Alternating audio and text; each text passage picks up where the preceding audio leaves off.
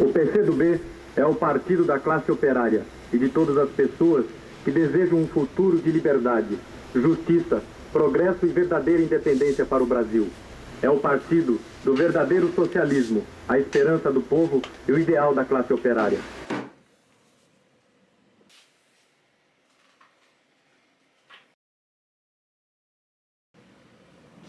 A minha militância, ela começou por motivo de ter trabalhado nas grandes fábricas na região da cidade de São Paulo. Era muito importante esse contato com as fábricas, porque daí se iniciava os vínculos com o Partido Comunista e com as outras agremiações que existiam na época. E quando eu iniciei em São Paulo, em 1974, na Ford Ipiranga, fábrica da Ford no Ipiranga, que não existe mais, foi ali que eu tive os primeiros contatos com os indivíduos militantes mais antigos que nos arregimentavam para trabalhar, iniciar o processo de estudar e militar.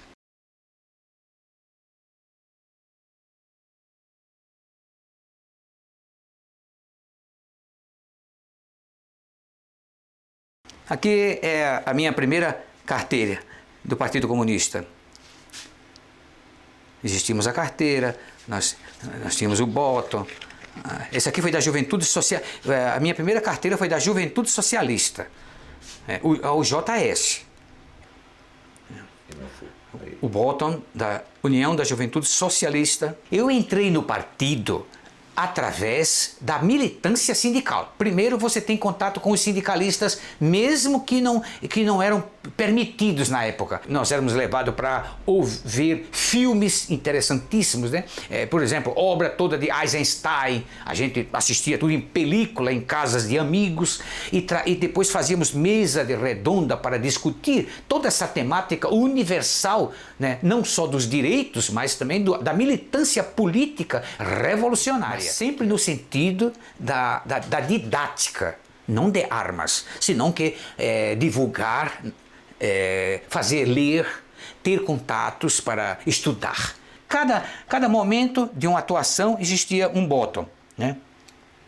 Rosa Luxemburgo, os filmes de Rosa Luxemburgo, a gente assistia os documentários, filmes sobre ela. O primeiro programa do rádio do PCdoB, o programa de rádio, tem a fitinha que eu gravei do rádio. O primeiro programa de rádio na legalidade do Partido Comunista do Brasil, aqui está gravado. O primeiro programa foi em 1985. Nós também tínhamos a mania de usar rádio para ouvir rádios internacionais em horário português. A rádio da Suíça, a rádio de Moscou, tudo com horário português. A gente sabia de muitas coisas aqui dentro, ouvindo rádios internacionais em horário para português. Sábado, dia 24, as emissões em ondas curtas para o Brasil da Rádio Nederland, a emissora internacional holandesa, deixam de existir. Recortes de jornal, Ângelo Arroio, né? Líamos Gorky, Máximo Gorky, líamos tudo isso aí. A mãe, minhas universidades, ganhando meu pão, né? Todos esses tipos de recortes de jornais eu guardava tudo. Eu sempre tive essa mania, né, de colecionar tudo. Então, todo recorte que saía eu adquiria e guardava. Apolônio de Carvalho, esse é um indivíduo que merece todas as honras possíveis. Porque, além de ter lutado pelo internacionalismo com Franco na Espanha, ele também... Contra Franco, né? Justo. Ele, na Guerra Civil Espanhola, ele com a deflagração da perda, ele foi lutar contra os nazistas, como um partisan na França. Eu também colecionava jornais de países, né? Por exemplo, na questão da Angola, de Angola. Jornal da Albânia, Jornal da Albânia, no seu original. Eu recebia, não conseguia ler, mas guardava. A força do trabalhador na luta pela terra, trabalho e liberdade. Vamos tornar a nossa pátria luta entre o Brasil e Vamos derrotar a direita e o conservadorismo em São Paulo. Aonde eu fui encontrado? Numa fábrica. Então a militância dali é diferente. Ela não deixa de ser maior ou menor valor. Ela é tão importante como qualquer outro tipo de militância. Porque essa também é importante porque regimenta. A fábrica foi uma grande universidade para mim. Foi os primeiros grandes contatos, foi dentro das fábricas. A indústria, ela tanto proporcionava, né, o ganha-pão, mas existia o encontro da militância sindical, a militância de esquerda. Então era proporcional. As atividades eram não só de militância política, senão de militância didática, que essa é a mais importante. Você fazia o operário ter contato com a literatura de Marx e Engels. Isso é uma coisa fantástica. Você desperta no indivíduo um conhecimento. A primeira apostila que eu estudei com um grupo foi a apostila de Engels. Ela está aqui, a qualquer momento eu vou pegar. Essa está guardada até hoje. Era xerox. A minha primeira apostila não era um livro, porque não existia, era proibido ter o livro. É uma apostila do livro de Princípios do Comunismo de Engels. Não havia livraria para que vendesse livros desse naipe. Socialistas, dos teóricos, não, era proibido totalmente vender livros. Então os livros eram xerocados por alguém, né, e nos era transmitido via apostila, e nós estudávamos, debatíamos, fazíamos encontros. O José Duarte era um português comunista que em São Paulo fundou o Centro de Cultura Operária lá no Bexiga. E nós íamos para lá para assistir filmes, palestras e filmes. Filmes revolucionários, filmes que tinham temáticas, esse aqui. E ele até dedicou para mim o livro, José Duarte, em 1986. Ao camarada Clodevan, com muita admiração, o abraço revolucionário do camarada José Duarte. Ele já faleceu. Que é toda a literatura que a gente... Esse aqui é do Aurélio Pérez. Foi esse para quem eu militei. As minhas primeiras militâncias nas fábricas era por Aurélio Pérez. Um exemplar homem de bem e de palavra, Aurélio Pérez. Eu creio que o bairro mais ativo de militância tenha sido justamente o Grande ABC. Santo André, principalmente, Ipiranga, São Caetano, essa região, essa fluência, essa confluência da linha férrea era muito importante. Então fazíamos a pichação à noite, entregávamos panfleto durante o dia, nos horários de pico. Uma vez me pegaram com um panfleto, que era o trabalho principal da militância de base, que é chamada militância de célula, né? Que é aquela de divulgar na periferia. Nós fazíamos panfletagem em trens, 5 horas da manhã. 5 da manhã. Porque nas estações de trem, naquela época, como existia muita indústria, que hoje não existe mais, estão tudo espalhadas pelos interiores da estado de São Paulo, mas, por exemplo, no Ipiranga, quando parava o trem, 2.000 pessoas desciam do trem. Aí você distribuía ali e não ficava mais ali. Você distribuía o panfleto, sempre de propaganda política, essas coisas, e nós passava dias sem aparecer. Mas em praça pública, ou quando você entrava dentro de uma locomoção, dentro de um bus, por exemplo, dentro de um ônibus, nós deixávamos um pouco ao lado. E saía e descia. Sempre alguém pega para ler. Era o trabalho de divulgar. Tudo que saía em jornais na época, desde, por exemplo, a classe operária ainda na ilegalidade, em 1979, é mimeografada. A primeira classe. E eu tenho aí ela já com outra estampa, gráfica, né? Tem esse encontro aqui, em 1980, na ilegalidade, essas resoluções, por exemplo, aqui, em 1979, na ilegalidade, esses encontros eram feitos. Quando fazíamos pichação, sempre ficava um companheiro à distância para olhar se fomos presos, se fomos pegos, né? Tinha um deputado, advogado do partido, chamado Dr. Benedito Sintra. Então essa pessoa que remetia para ele, se teve algum preso, ele procurava imediatamente fazer contato com as delegacias que estava à procura de pessoa que foi detida naquela área, assim, assado, que era uma forma de nos resguardar. Naquela época se prendia gente por qualquer motivo. Eles tinham como se fosse assim: traga 500 presos hoje para averiguação. Tudo era motivo de prender para averiguação. Você estava numa esquina esperando passar um bus, preso. Averiguação. Você estava andando, ou dois, ou um sozinho, preso para averiguação. Você estava saindo do trem, preso para averiguação. Então isso era comum, prisão arbitrária para averiguação na cidade onde eu vivi 52 anos, São Paulo. Fui preso 5 vezes para averiguação. E sempre, nunca deixava de não levar um tapa no rosto. Todo delegado de polícia naquela época formulava a pergunta, o que você respondesse, levava um tapa no rosto. Aprendi a andar com uma carteira profissional, porque quando eu andava com a carteira de identidade, era preso e condenado a levar tapas porque não tinha como provar como eu trabalhava. Então, nós desenvolvemos andar com a carteira profissional. Isso amenizava. Então, mas mesmo assim era preso para averiguação. Esse é o tópico. A averiguação. Material de propaganda, os estatutos, sobre a história de Marighella.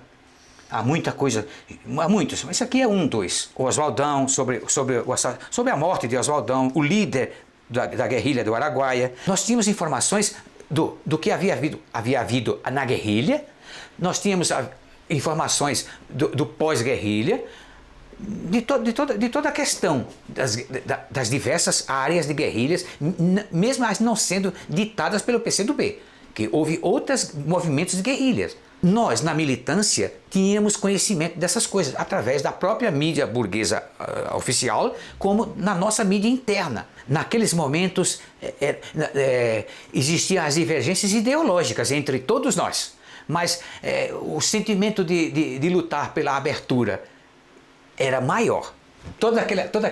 Aqueles ali no momento da legalidade, a luta pela legalidade.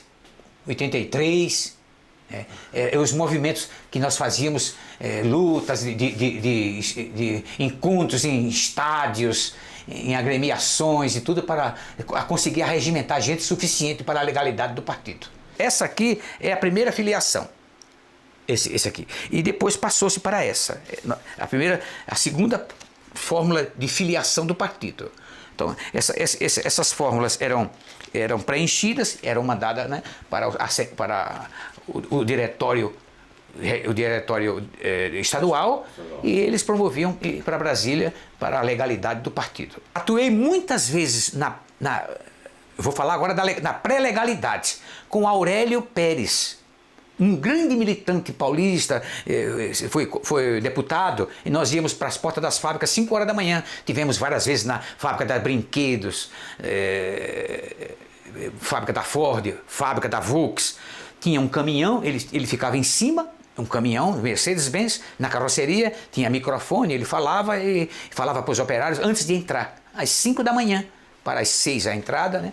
Então, fazemos isso no período pré-legalidade, para conseguir número, para ter número suficiente para que o partido tivesse uma sigla. Essa fita aqui nós usávamos com o microfone do carro em cima do carro, na rua, em movimento, fazendo a propaganda.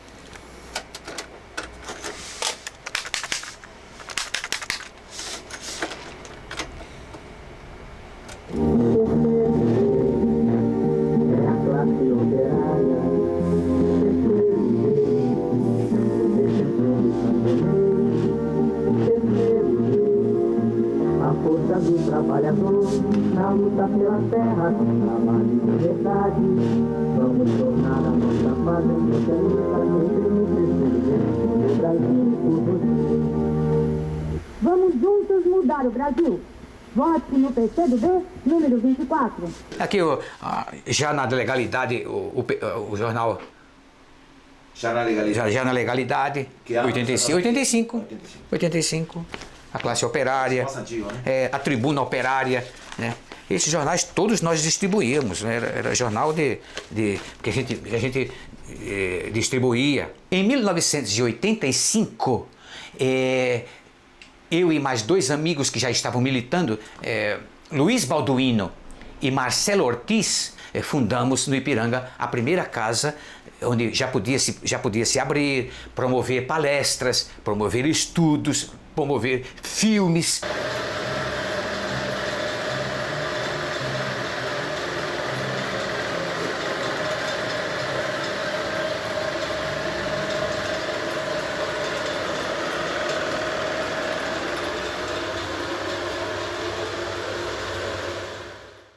Naquele momento, todos lutavam pela legalidade e pela legalidade dos partidos. Depois que entra no partido, né, então existe uma moderação, porque já está assentado, né, esses movimentos que eu estou falando, essas células que criávamos nos bairros, nas residências dos amigos, né, a igreja, em certas partes da igreja, não toda a igreja, mas na igreja católica também, parte dela absorvia fiéis para isso, né, e tudo isso foi perdendo. Todos queriam entrar para o Estado, ou seja, todos queriam trabalhar de uma forma parlamentar. E depois do parlamento, o indivíduo esfria a sua ideologia. Ele já tem... Depois ou durante? Não, quando entra. Eu percebi isso, né? Como toda regra boa tem exceção, né? Temos que ver que não é 100%, mas uma grande maioria, ao entrar para o Estado, para os benefícios do Estado, ele tende a ser maneiro na sua dicção, na sua verbe, ele tende a ser mais maneiro, e isso aconteceu com muitos, e acontece até hoje. Outra coisa importante, naquela época, ao se militar, ao usar esse trabalho de militância, não se ganhava um centavo. Absolutamente. Eu desminto qualquer um que um dia venha à minha frente dizer que um militante ganhava um centavo. Era tudo voluntário. Bem diferente. Nunca eu recebi um centavo. E muitas vezes saía correndo da militância de manhã das estações, corria para a fábrica para trabalhar. E muitas vezes, ao terminar, fazíamos outra panfletagem em outra estação no fim do dia, sem nunca ter visto um centavo. Era 24 horas por dia de trabalho e militância. E militância. Nunca houve remuneração. Absolutamente. Nem um café. Com a abertura, e depois de muitos anos da abertura política, todo esse trabalho de militância se perdeu. Não se faz mais. Tem a televisão, tem o Zap Zap, tem o digital, mas isso não construi definitivamente. A coisa presencial é muito mais substancial e confiável. Você fazer uma roda e discutir e promover um estudo, uma pesquisa, um trabalho é diferente de Zap. Não tem a mesma contundência. Não tem a mesma força. Nem provoca a mesma atitude. Tampouco. Isso fica... como se fala, a informática ela é um devaneio. A militância presencial ela é mais segura. Em menor número, mas é mais confiante. O material que eu considero mais valioso é aqui. É aqui. Foi tudo que eu adquiri de todo esse conhecimento, de ter passado por todas as vivências. O material mais importante é esse aqui. Depois que eu trabalhei de operário metalúrgico, depois de 20 anos, eu abri meu próprio negócio. Eu abri meu próprio negócio no Ipiranga. Abri uma oficina de automóveis, reparos automobilísticos, e por gracejo mesmo, eu tinha um vínculo fantástico pelo Che Guevara, que eu creio que foi um indivíduo que me suscitou uma confiança pela sua obra, pela sua palavra e obra. Né? E aí eu coloquei o nome da empresa Altos Reparos Che Guevara, Comandante Che.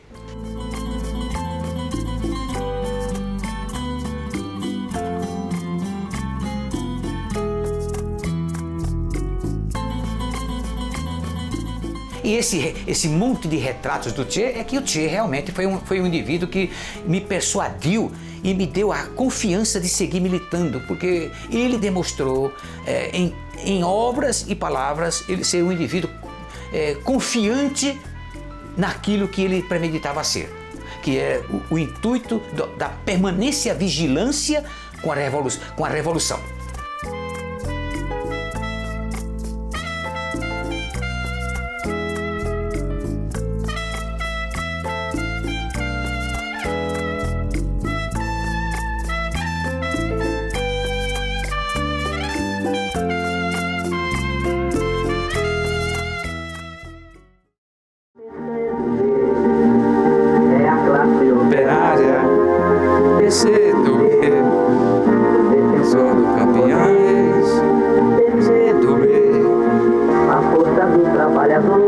Na luta pela terra, trabalho e liberdade. Vamos tornar a nossa pátria socialista e no PCdoB, por você e por você.